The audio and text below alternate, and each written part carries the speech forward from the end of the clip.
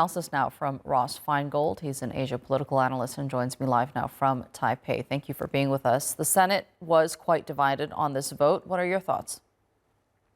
That's right. The Senate was quite divided on this vote, but ultimately he was confirmed, and now it's a new era at the Pentagon. They're going to do away with a number of Biden administration era policies. That's for certain, especially with regard to things like DEI and other types of social policy issues. And according to Hegseth and what Trump wants is they want the military to focus on its mission, to focus on lethality. And I think that's where we're going to see some significant changes, that the military going forward is not going to be talking about social policy issues. They're only going to be talking about war fighting capabilities.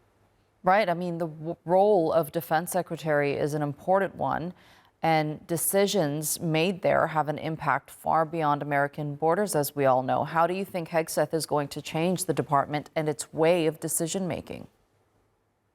Yeah, that's pretty much an unknown at this point because he doesn't have a history as a politician. He hasn't had any similar role before. As your report indicated, he's coming over from Fox News, where he was a TV host. But we also have to remember that this role is as much a diplomat as it is a war-fighting role. The defense secretary has a key role in foreign policy. Foreign policy is not only the purview of the Secretary of State, and I would say even more so in recent years with the wars in Ukraine and in Gaza. The Secretary of Defense is traveling the world, talking to United States allies and partners about cooperation across various different parts of the world, or with regard to very different issues. So he's going to have to spend a lot of time on the road traveling to meet his foreign counterparts. And of course, Asia is a key part of the defense secretary's role, given competition between the United States and China. So certainly from the experts who are focused on Asia policy, we're going to be looking at what kind of policies he has in this part of the world, and more specifically,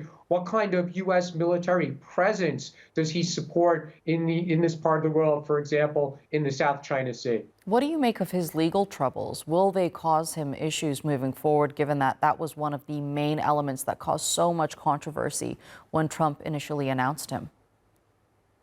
I think it's unlikely. He didn't get the support of every Republican, but he got the support of 50 plus the one tie-breaking vote by the vice president. The House is controlled by Republicans. So at least while there's unified government with a Republican president, Republicans control both houses of Congress. I think now that he's passed through the confirmation stage, he's probably going to have a sympathetic ear when he comes to visit Congress, for example, in the budget process, which is an important part of what the Secretary of Defense does, is compete for the next fiscal year's budget. And I think, again, he's going to have very supportive members, Republican members of Congress, when it comes to funding the Department of Defense. Okay, Ross Feingold, thank you so much for being with us here on TRT World. It's always a pleasure speaking to you.